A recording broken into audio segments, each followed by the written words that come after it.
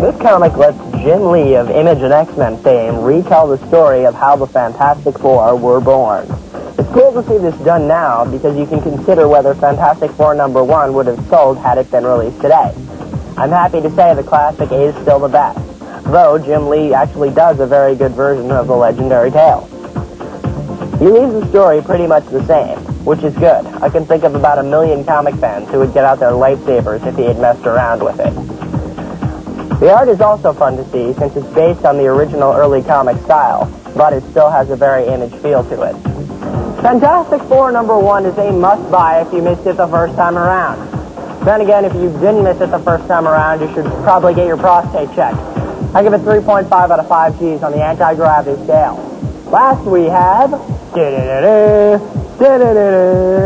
Star Wars Shadows of the Empire #5. For all you Star Wars junkies out there, you can finally have a fix. This story takes place right after the Empire strikes back, and it's loads of fun. For some reason, Princess Leia just can't seem to resist an alien when she knows she loves Han Solo. What will she do?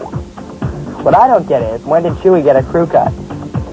The art captures the Star Wars feel fairly well, but it's put on Earth, a super suit of armor, kind of like an overseas Iron Man. There's a significant cyber culture aspect to this comic. Most of Guyver's enemies have to deal with computers. With an emphasis on the psychology of violence, this issue is a little different from the norm of this series, which is usually blood and guts shoot 'em up. This issue also proves to me that the writer can still maintain the quality of the comic without a lot of violence. As for the art, it's awesome, a beautiful mix of simplicity and detail. This book falls under the cyber category because it features Barbara Gordon, ex-Batgirl and newly dubbed Oracle, a female computer hacker supreme. From her computer station, Oracle helps Black Canary with everything from finding building schematics to gun designs. Together the two infiltrate Roderick Tower.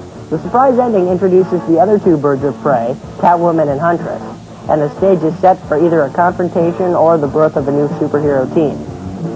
The book features a very textured art, reminiscent of Strangers in Paradise. On the writing end, Chuck Dixon does a great job of portraying these female characters. Birds of Prey looks like it's going to be a fun series, so I give this book 3 3/4 of a G on the anti-gravity scale. Next up, the Techno Girl of the Future, the past of Cyberella, with parallels to cartoon history all over the place. This comic also features great artwork by Don Cameron, who adds a very dark happiness to the feel of the book. Started in 1992 when Mark Silvestri, a famous artist at Marvel Comics, decided to start his own boutique studio. And since he did that, we have grown to become one of the most popular comic book studios in the country, in the world. Top Cow Comics launched Cyberforce in 1992, and since then it has grown to become one of the most popular superhero teams on the market, as well as producing Weapon Zero, Witchblade, 21. Oh yeah, and Top Cow's newest and hottest title, The Darkness. To make Cap the superhero, they've turned him into a Super Zero. This is Cap with a bigger chest than most of the girls in the Chrono Comics booth. It's not happening. There's zero background. There's zero story. We should be fair.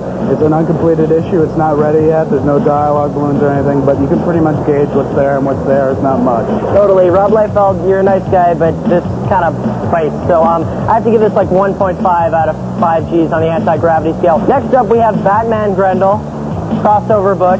Very cool, by Matt Wagner of Grendel. Kevin, what did you think of this? This is a tremendous book. This is what comics is all about. It's exciting, it's educational, it's well written, and God is it beautifully drawn. Beautiful, man. Batman meets one of the most immortal characters of independent comics the last 10 years, Grendel. This time the Grendel Prime. Fantastic book. Now I understand you particularly liked it. You bought a lot of the artwork of this? I bought a lot of original artwork, you know. It's like Matt draws really well. He draws a real cut Batman. He's got a huge chin. It's fantastic. It's a great book. I gotta give it like 4.5 out of 5 Gs on the anti-gravity scale because it's just so good. I give it the 5 Gs all the way. Oh, man. This book is a hit on a stick. All right, well, thanks a lot, Kev.